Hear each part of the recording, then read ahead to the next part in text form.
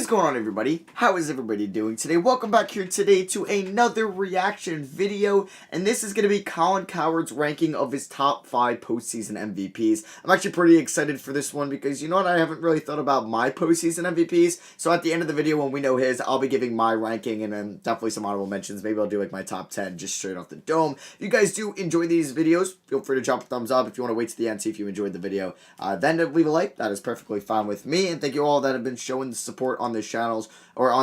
You guys have been showing a lot of support as of late on the reaction videos, the tier list, so thank you very much. Next video should be me ranking every single rookie that, like every first round pick and every second round pick that really played from this past season going forward. So yeah, like always, I will leave a link to this in the description below, and without further ado, let's get right into the reaction. So last night we saw Nikola Jokic, the MVP, get ejected and really outplayed by a guy that couldn't get nominated, Chris Paul, who should have been the MVP.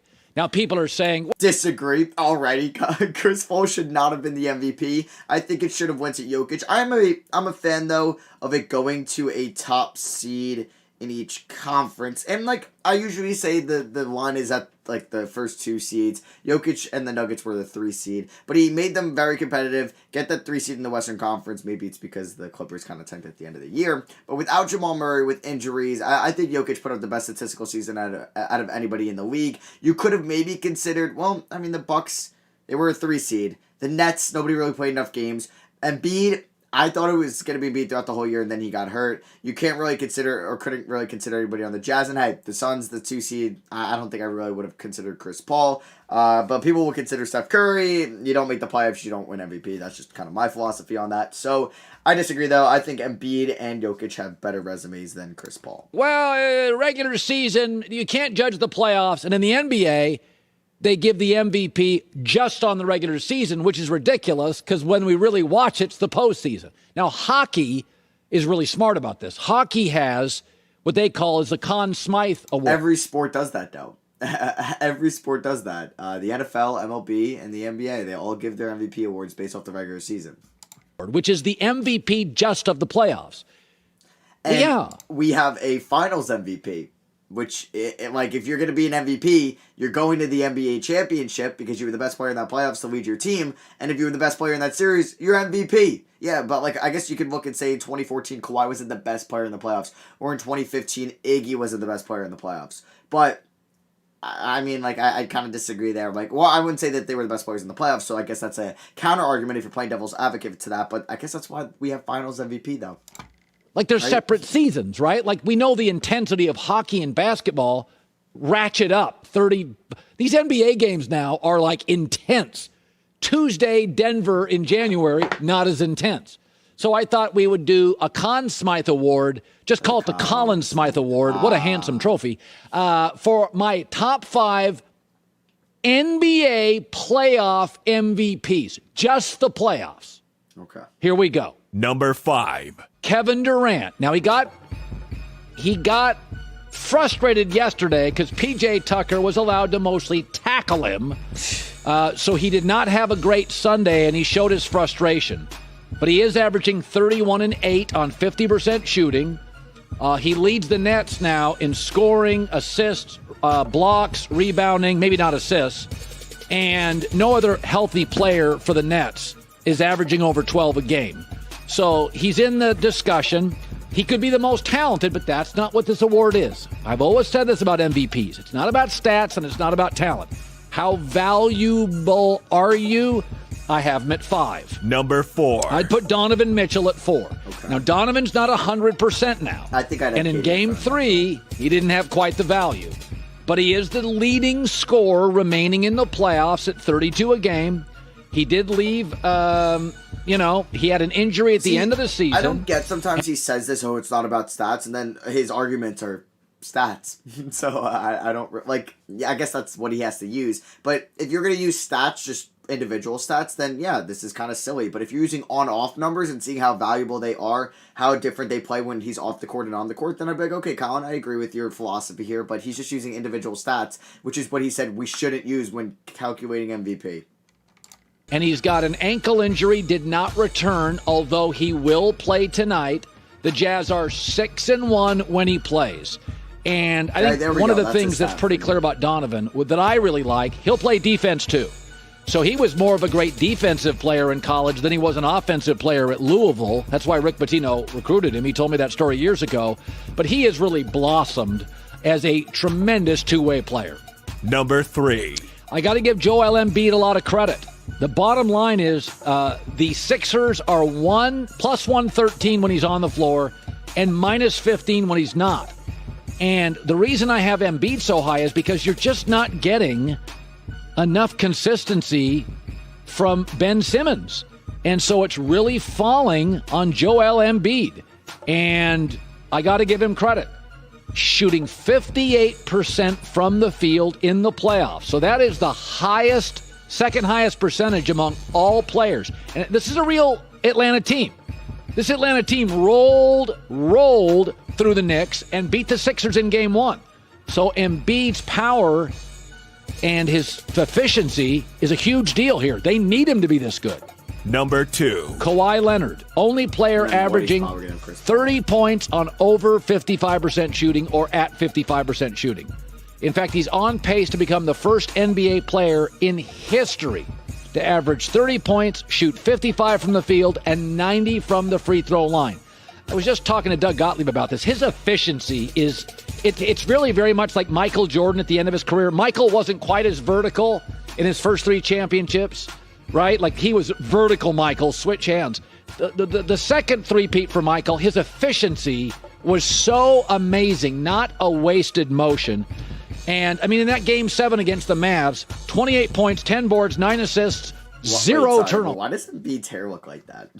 Is that like Photoshopped, or is that a really old photo of him? I don't know. That is literally a perfect NBA game. Number 1. Chris Paul. Intelligence, toughness, leadership.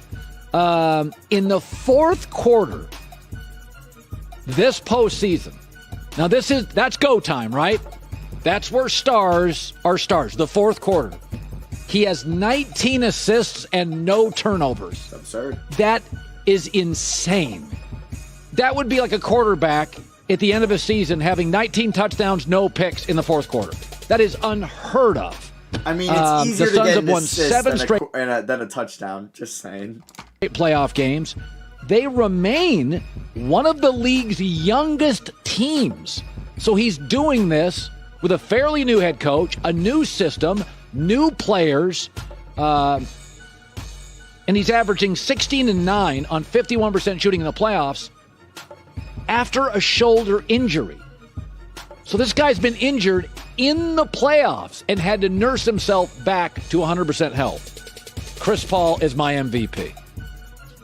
Kind of a horrifying looking trophy, but okay. So that's his list. I wonder really what he talks about. Durant, and not, by the way, we know Jokic is great, but he just got swept. You know what it is about the MVP? Because I agree, it is a regular season award, and it has the value, right? Like, because we are constantly devaluing the NBA regular season. So right. I do think it is important to recognize people that do give it their effort and performance during the regular season to fans, Joy. which Jokic was 100% deserving of it.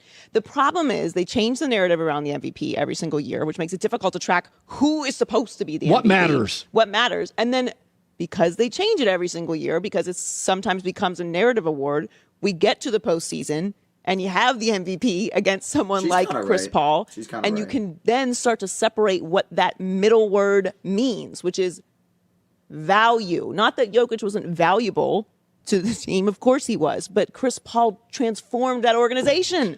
Like, his Suns are a disaster for years. I think like MVP is kind of like Coach of the Year is what she's going at. Because Coach of the Year like exemplifies this best. Every year it's different. It's either did the coach do the most without any injuries? Like, that was kind of the Raptors 2 years ago when Nick Nurse won it. Did they have no expectations and just be like a middle seed in their conference? Tom Thibodeau this year, or did they just dominate the whole league this year? Kind of how like Steve Kerr has won or a Coach of the Year in the past. It changes every year on Coach of the Year. MVP. I know this. It'll tie back to LeBron because you always say that same thing, that if LeBron wasn't on this team, either it's the Cavs, the Heat, the Lakers, well mainly the Lakers and the Cavs.